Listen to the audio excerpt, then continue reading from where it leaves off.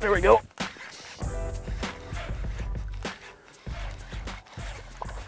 Decent little largemouth.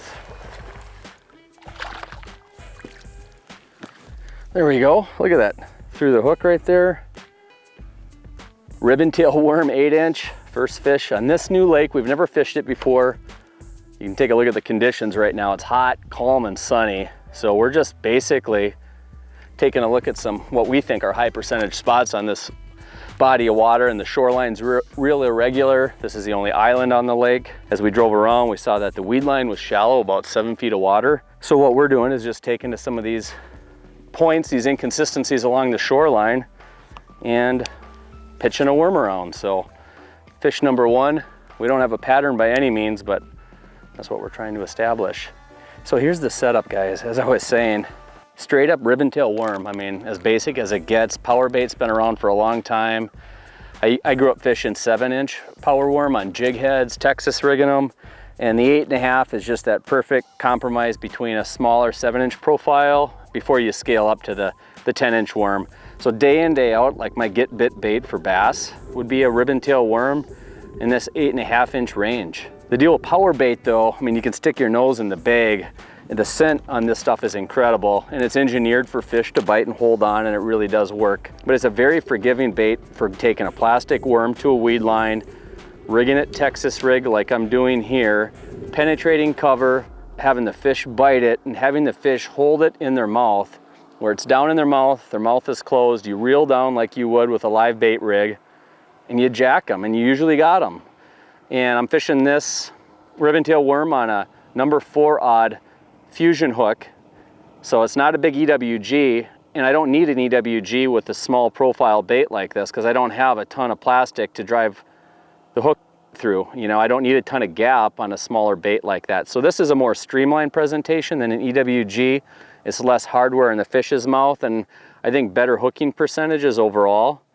And all I'll do is I go in about 1/4 inch. I've actually bit the tip off this one as it wore out, so I'm getting multiple fish out of the same bait.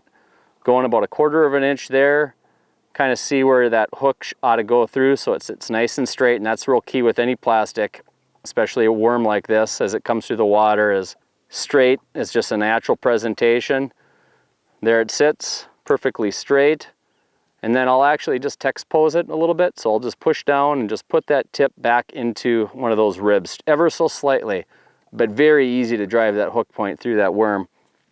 And then I have this rigged with a 1/4 ounce piece of tungsten, and today I do have a peg on there, and I'll experiment with pegging and not pegging. All I'll need to do, if I want to experiment with not pegging, I'll just slide my peg up, and that just gives some movement between that tungsten and the hook. Sometimes I want that worm to catch, you know, on a piece of grass and just kind of float freely, so you can just slide your peg up. But I was getting fouled quite a bit, so I've opted to kind of just slide that peg down today. 15-pound fluorocarbon leader to 40-pound braided mainline, and the length of that leader is such where the knot isn't going into the reel. And just like spinning gear, we did a video recently with Seth Fighter on it. There's a tremendous amount of value to braid because you don't have to change it with any amount of frequency. It's extremely sensitive. It doesn't have stretch, so you drive hooks home. And then if you're fishing clear water environments, and if you want some stretch, I get some invisibility with a 15-pound fluorocarbon in this case. And I also get about 30% stretch, which, you know, helps with a lot of different presentations. And it flat out transmits bites real good from the business end up through that braid to your hand. So simple setup, you can fish it with a, you know, wide variety of rod and reel combos, just a worm. There's a nice one. Wow, that's a nice one, man. That is a beauty. Look at that. Good old, yeah. Wow, easy girl. Huh? It's a good old fashioned worm. It's really, really tough to beat. This is an 8.5-inch Berkeley power bait ribbon tail worm, you know. Ooh, that's a stud. And the thing with a bait like this, it's such a great bait to just get bites and the fish hold on. So it gives you time to kind of check that fish out. Make sure he's there. They're eating it, they're mouthing it around, their mouth is closed on the bait. So when you reel down and set the hook, I mean, the bait is in their mouth. You're not jacking their mouth open with a giant piece of tungsten. It's almost like live bait. It really is. So this is a typical, you know, summer day.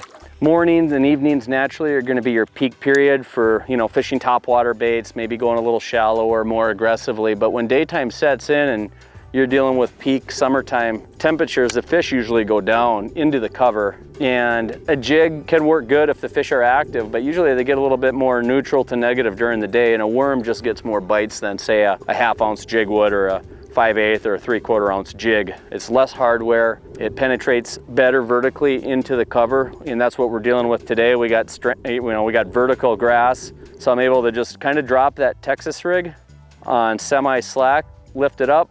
My rod almost goes vertical. I let it fall on semi-slack, and I'm just waiting for that tink, tink during the fall. That's when that bite usually comes. And then all I'll do, reel down, have my rod at about a 45, go kind of tight, and I'm just waiting for that little bit of pulse, reel and set the hook. And they don't let go. I mean, that is a big, big deal as far as the number of fish you actually hook up with. And if it gets tough with casting gear, I'll even go lighter. I'll downsize to a smaller worm and put it on a jig head, kind of like a shaky head, or sometimes even fish it on a real light wire, you know, exposed jig, mushroom head jig, and just kind of rip the cover, kind of snap it through. So I can just scale this worm size based on the mood of the fish. And sometimes a 10-inch worm is the answer too. I mean, that can be really tough to beat, but I'm pretty happy with catching quality, you know, quality size fish like that last one on an 8.5-inch worm.